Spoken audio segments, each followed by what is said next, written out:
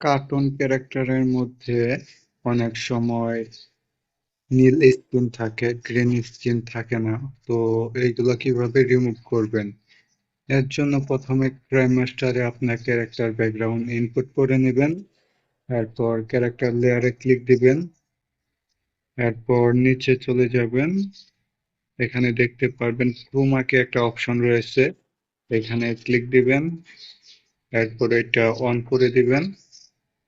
এখান থেকে green screen ছিল, যে কারণে ক্যারেক্টারের গ্রিন স্ক্রিনটা রিমুভ হয়ে গেছে, বাট ব্যাকগ্রাউন্ডে এটা হয় নাই। এর জন্য কি কালার, এখানে ক্লিক দিবেন। উপরে একটা কলম আইকন রয়েছে, এখানে ক্লিক দিবেন।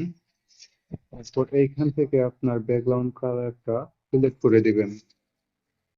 এরপর এখান থেকে টিক চিহ্ন দিয়ে দিবেন। তো দেখতে পাচ্ছেন প্রপার ভাবে কিন্তু ব্যাকগ্রাউন্ডটা রিমুভ হয়ে গেছে। তো এখানে আপনারা দেখতে পাচ্ছেন।